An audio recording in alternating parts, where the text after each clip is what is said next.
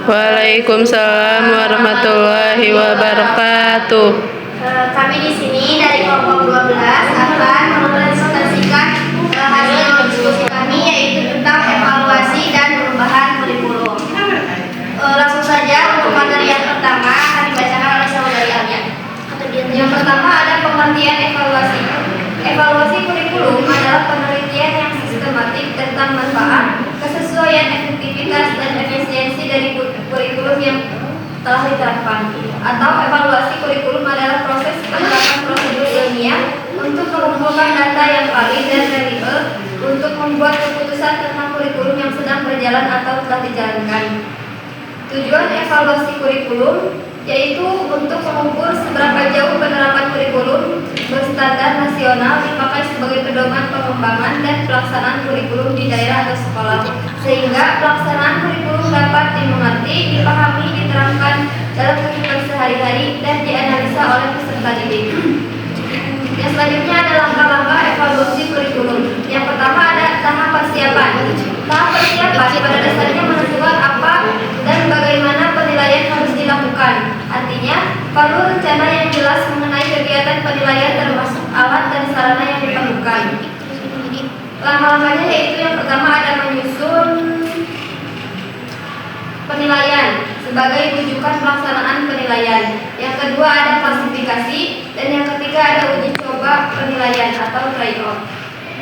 Yang kedua tahapnya yaitu tahap pelaksanaan. Setelah diuji coba dan dilaksanakan, lalu diperbaikan atau penyempurnaan prosedur, teknik serta instrumen penelitian, langkah berikutnya adalah melaksanakan penilaian. Beberapa kegiatan yang dilakukan dalam tahap penilaian biasanya yaitu pengumpulan data di lapangan, artinya melaksanakan penilaian melalui instrumen yang telah dipersiapkan terhadap sumber data sesuai dengan program yang telah direncanakan. Yang ketiga yaitu peranan evaluasi kurikulum. Yang pertama yaitu ada evaluasi sebagai moral judgment. Yang kedua ada evaluasi dan penentuan keputusan. Lalu yang ketiga konsensus nilai. Yang keempatnya yaitu ada model-model evaluasi kurikulum. Yang pertama evaluasi model penelitian, yang kedua evaluasi model objektif, yang ketiga evaluasi model campuran multivariasi.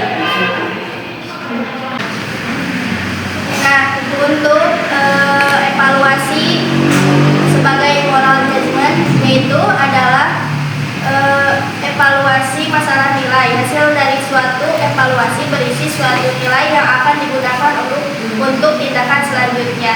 Evaluasi bukan merupakan suatu proses tunggal, minimal dua kegiatan. Yang pertama mengumpulkan informasi dan kedua menentukan suatu keputusan. Nah, yang kedua evaluasi dan penentuan keputusan, yaitu pengambilan keputusan dalam pendidikan atau khususnya dalam pelaksanaan kurikulum. Yang ketiga konsensus nilai, yaitu dalam bagian yang terdahulu sudah dikemukakan bahwa penelitian pendidikan dan evaluasi kurikulum sebagai perilaku sosial berisi nilai-nilai. Yang keempatnya itu model-model evaluasi kurikulum.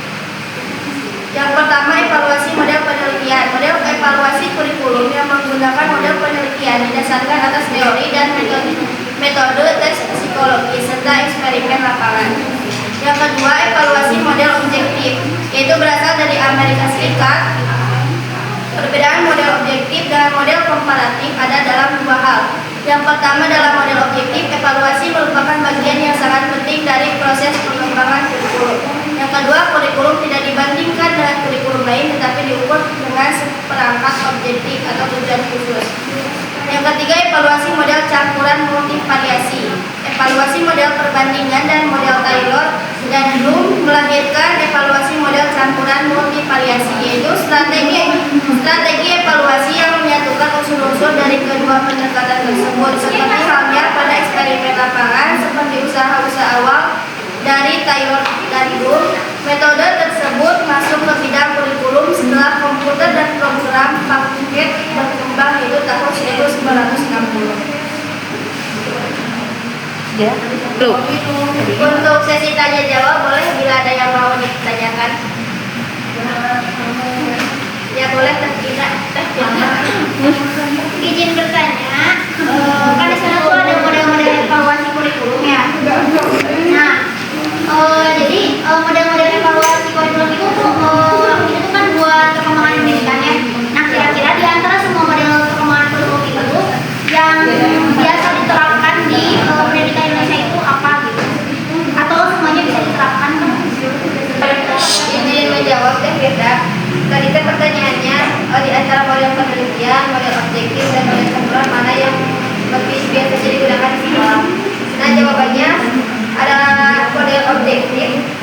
paling mudah digunakan di sekolah, paling sering digunakan di sekolah karena mudah diterapkan untuk mengukur hasil belajar, efektivitas metode pembelajaran, motivasi belajar atau hubungan antar variabel.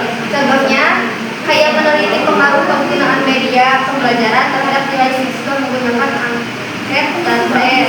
Terus yang kedua, model campuran juga bisa digunakan di sekolah. Juga dapat diterapkan di sekolah, terutama jika peneliti ingin memperoleh hasil yang lebih mendalam. Terus penelitian ini menggabungkan data kuantitatif dan kualitatif.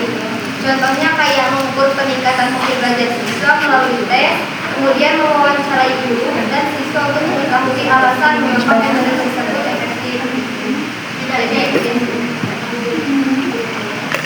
nah, kalau tadi apakah modelnya bisa diterapkan ya? Semuanya bisa aja, asalkan disesuaikan dengan penelitiannya. Terus karakteristik masalah yang mau ditelitinya, lalu ketersediaan waktu dan sumber daya. Yang keempatnya itu kemampuan peneliti dalam olah data. Jadi